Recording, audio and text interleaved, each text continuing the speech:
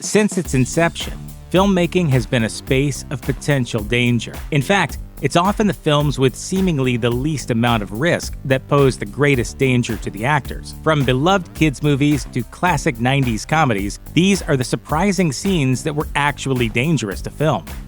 Children and adults alike have loved The Wizard of Oz since its release in 1939. But beyond the bright Technicolor world was a land of danger, accidents, and poison. The production of The Wizard of Oz has become as legendary as the film itself, due to its many unfortunate mishaps. The Wicked Witch of the West was accidentally set on fire when a trap door malfunctioned during a scene.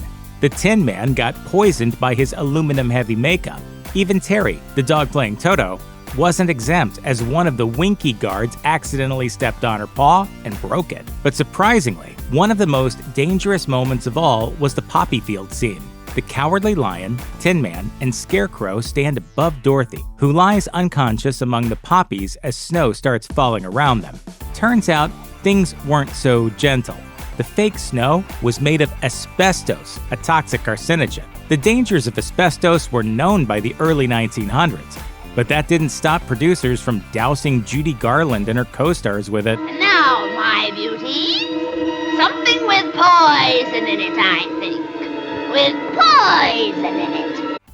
In spite of its name, Grease didn't run quite as smoothly as producers had hoped. The film's climactic racing scene called for John Travolta and Dennis Stewart to splash through water that was stagnant and filled with bacteria. Also, Jeff Conaway slipped and fell while doing a take of Grease Lightning, leading to lifelong back pain and an addiction to opioids. Ultimately, it was the prom sequence, however, that proved most dangerous to film.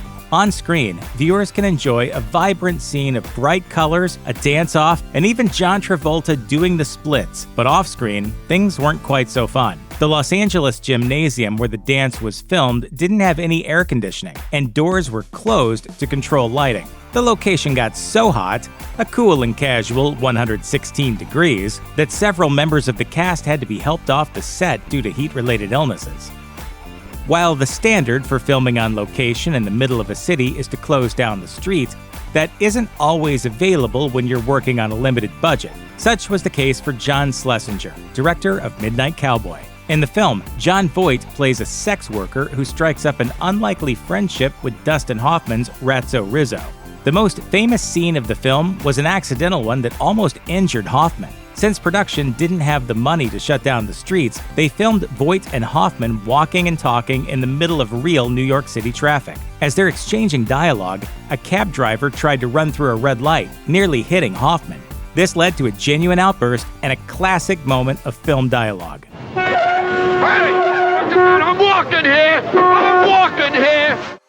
1976's Carrie continues to terrify viewers today, with its Stephen King-conceived tale of a bullied young woman pushed to her breaking point. The shoot was intense, as Sissy Spacek was so committed to staying in character that she isolated herself from her castmates, slept in her bloody dress, and even insisted on being buried alive so she could push her own hand out of the grave. In spite of all this, it was the climactic prom scene when Carrie goes after her tormentors that proved to be the most dangerous. With scenes like this, filmmakers have to plan carefully to avoid mishaps, but still, things can happen, especially when a fireman refuses to operate the fire hose because it's too strong and a stuntman does it instead. PJ Soles, who plays the bully Norma, discovered this danger firsthand when she got sprayed in the ear with a fire hose. The power was so intense that she suffered from a ruptured eardrum for 6 months, and the painful moment is even included in the final cut of the film.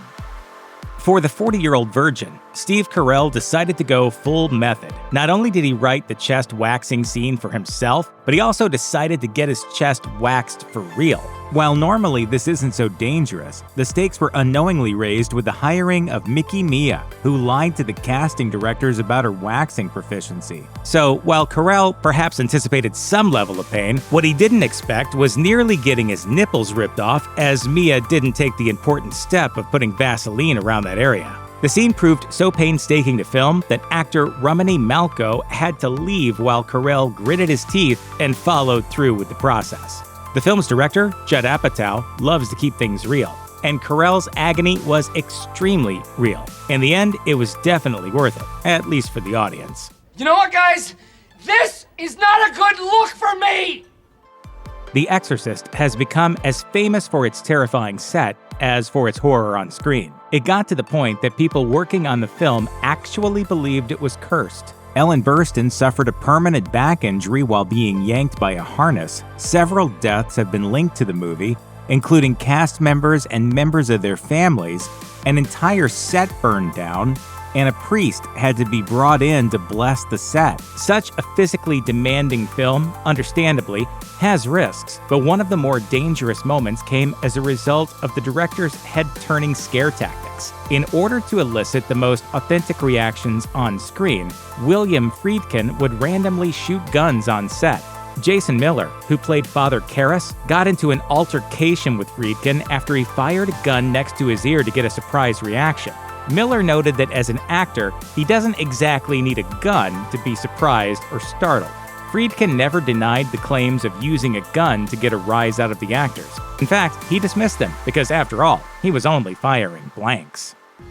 Daniel Day-Lewis is arguably one of the most method actors of all time. Whether it's spending an entire shoot in a wheelchair for My Left Foot, learning to track and skin animals for Last of the Mohicans, or staying in a solitary prison cell for 2 nights for In the Name of the Father, the man commits to a role. It's no surprise, then, that he got fully into character to play one of his most unforgettable characters. Violent, angry oil man Daniel Plainview in 2007's critically acclaimed There Will Be Blood.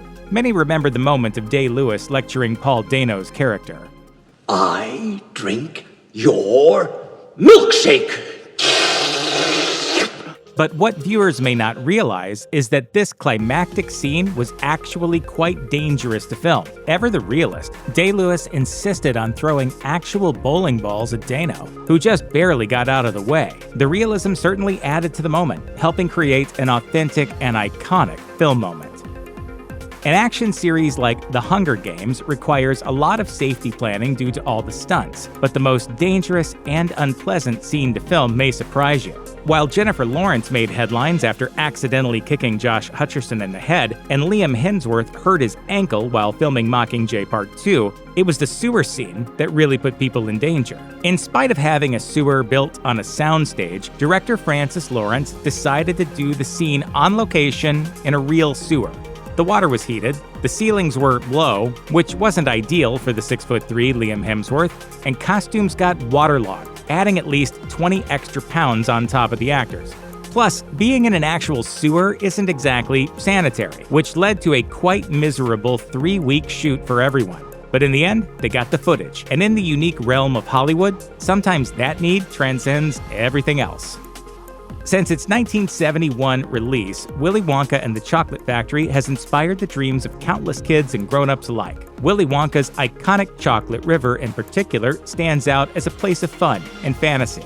But filming in this candy wonderland wasn't quite as wondrous as viewers might think.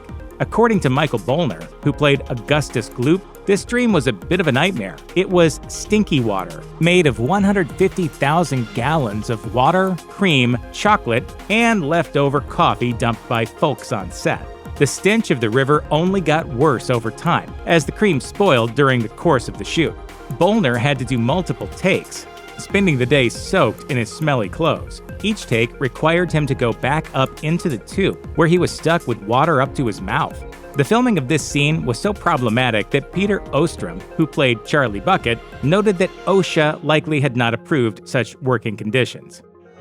It's not just action films that can prove dangerous for actors and extras. The physical nature of some comedies can also create opportunities galore for people to get injured, which was the case for Mike Myers and Dana Carvey in Wayne's World.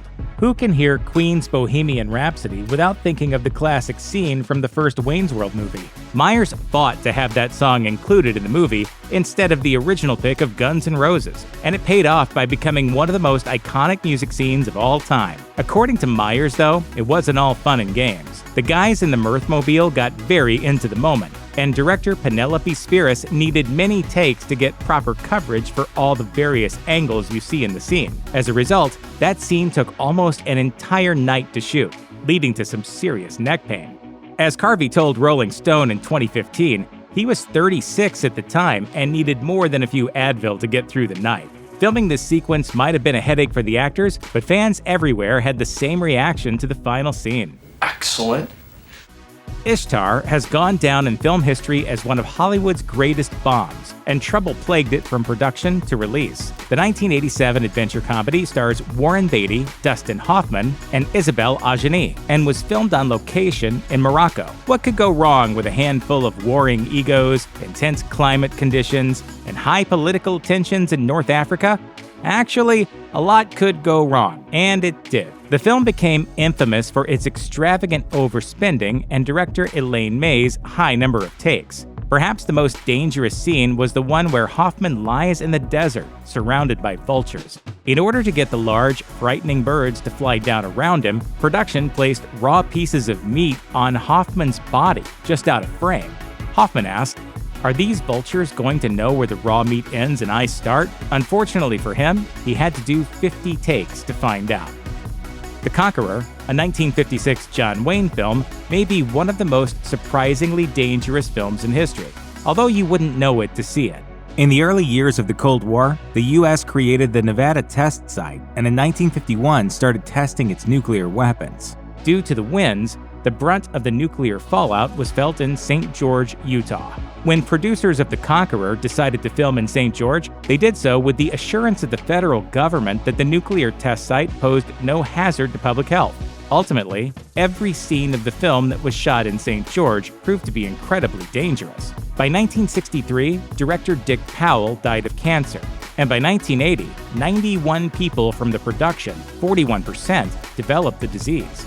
Some say that Wayne got cancer from this production, although the Duke believed it was from his 6-pack-a-day cigarette habit.